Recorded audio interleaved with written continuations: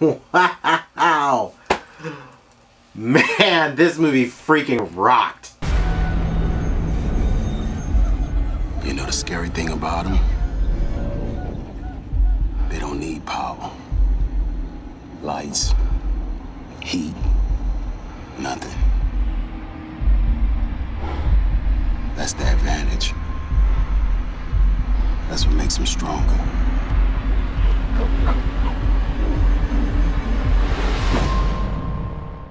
First of all, I want to say I have a lot of respect for this reboot. Like, an insane amount of respect for this reboot.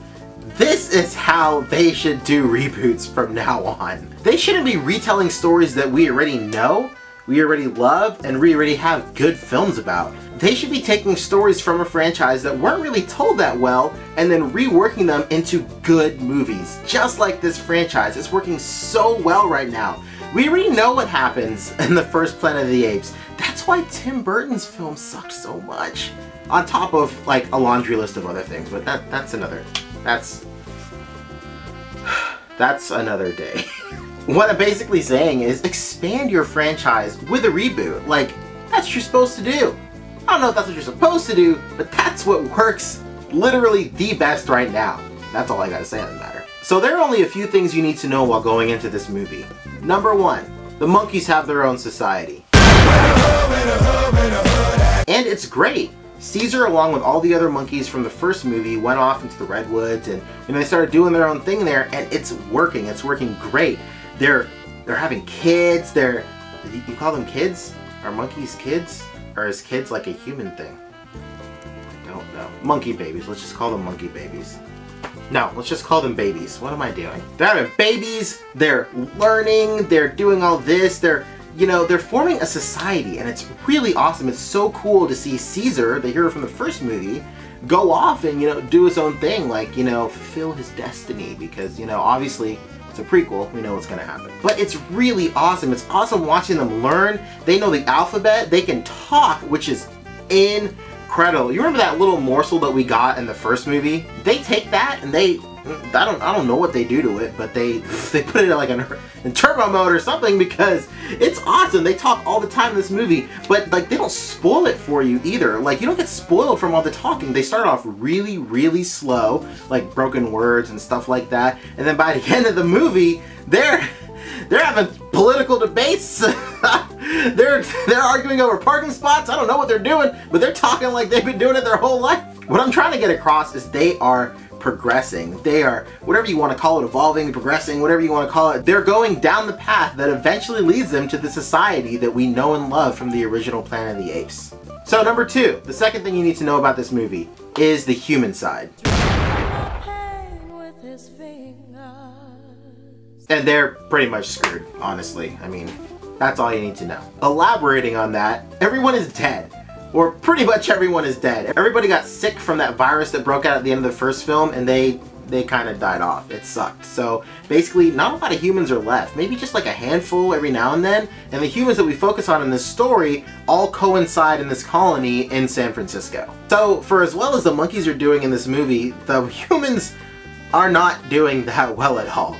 They're running out of fuel, they're running out of power, they're running out of all this stuff, and eventually they're just going to be powerless. They're not going to have any lights, they're not going to have any, Wi-Fi or whatever, I don't know. It's all basically going to go down the drain if they don't get another source of power to power this city. And literally their only option to get this power is a dam that's hidden deep inside the redwoods. Ah, yeah, you see where the plot comes in now, right? So now the humans' only option for, getting power back on and further down the road establishing connections with other colonies and basically rebuilding humanity, the only hope for that ever happening is getting into the redwoods and getting into that dam, turning power back on, and, getting everything squared away. And that brings us to the third thing you need to know, the conflict. Basically, a small group of humans go into the redwoods to find this dam, and they come across, some of these monkeys. Some guy, gets a little out of hand, some stuff happens, some altercations happen, some fingers get pointed. So Caesar says, enough is enough. He comes down, he stands up, and he screams, because that's what Caesar does. He gets up, screams, people shut up and listen, because yo, it's a talking monkey, you'd listen too, honestly. So after all that happens, all these humans, led by a character named Malcolm, go back to the main place in San Francisco to tell another character, played by Gary Oldman, what happened there. Basically, they're saying, yo, the dam is there, but there are monkeys everywhere. There's no way we're, I mean, we gotta do something else. And Gary Oldman's all like, alright, well, the dam is there, the monkeys are there, we have guns, so we're just gonna go and kill all the monkeys and go to the dam, problem solved. So Malcolm says, that's not how I want to do things at all. Just give me 3 days. 3 days is all I need. Let me go there, let me explain the situation. Maybe we can work something out, get the dam fixed, and then we'll be on our separate ways. We're gonna live separate lives, monkeys and humans, not interacting with each other anymore. That's it. Credits roll, that's it. Movie's done. Obviously, that's not the case. Through a couple of bad choices, misinterpretations, finger pointing, a whole bunch of situations where you're at the wrong place at the wrong time, all hell breaks loose and things get insane. And that's all I really want to say about the plot. Now the next thing I want to talk about is just the emotion in this film. It's unreal. If you thought the first one was like kind of a tearjerker, then I don't know, you better grab onto something for the next one, because this is some emotional stuff, man. I don't even know what to say.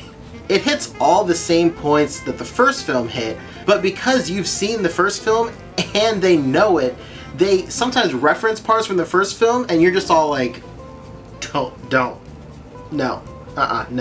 do that. And a lot of that emotion comes from Andy Serkis himself. Now, these are monkeys, they can talk, yeah, but a lot of the emotion comes from like their body language and how they, convey their emotions through like sometimes signing, but mostly it's just body language. And Andy Serkis knows how to do that. It's amazing. There are parts in the film where Caesar is talking to some other apes that, don't really know how to talk, but they can be having like a full-blown conversation and like conveying emotions and stuff like that without using any words. It's all through body motion, and it works so well. It mostly has to do with Andy Serkis' performance, but a lot of it has to do with just the amount of good CGI in this movie. The CGI is out of this world. It looks incredible. There are some instances where you're all like, that's not a real ape. I mean, obviously, because there's CGI, artifacts taking place in a real world film. I've been over this 1,000 times before. Your brain automatically thinks this doesn't need to be here. So you're obviously looking for that stuff. But the CGI in this movie is so good that you're just like, at least by the halfway point, you're just like, man, what am I even looking at? Is this real? Is this the real life? Is it just fantasy? I don't know. Anyway, what I'm trying to say is just emotions, They run wild in this film. It's unreal.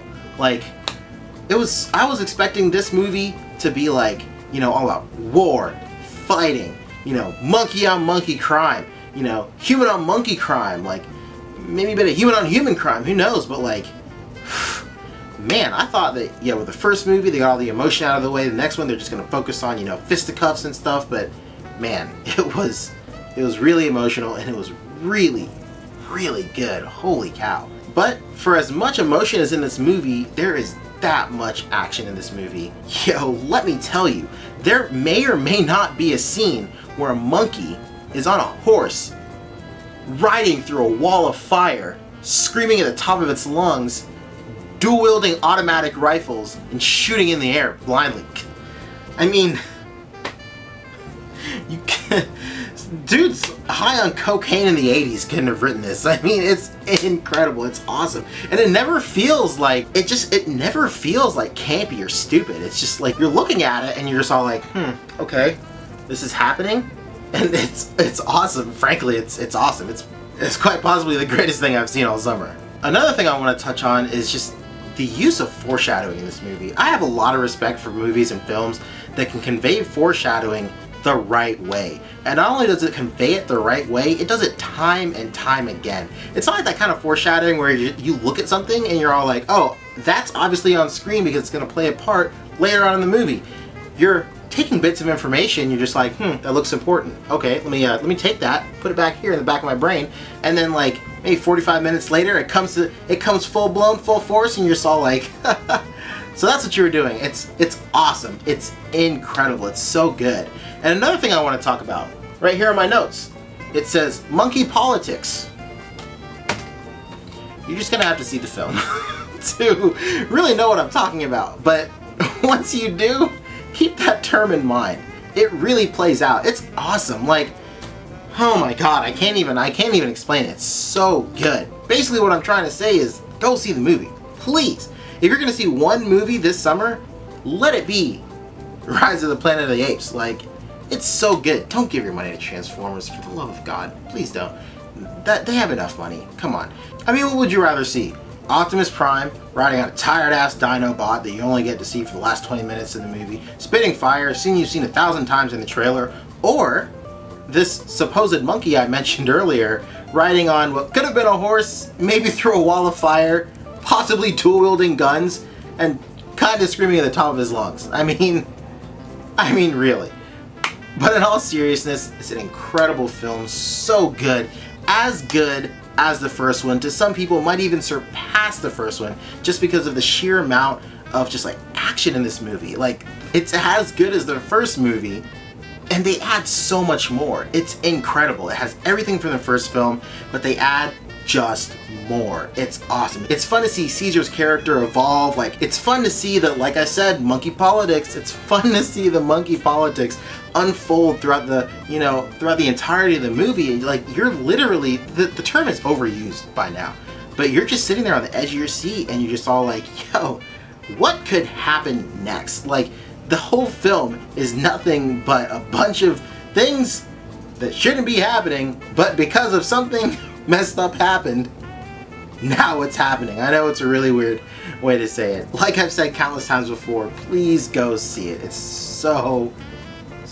good. Just please go see it. If you guys have any questions, comments, or concerns, feel free to let me know in the comments below, and I'll see you guys in the next video.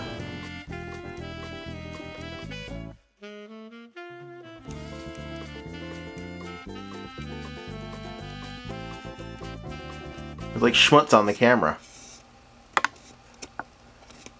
Turned into my mom.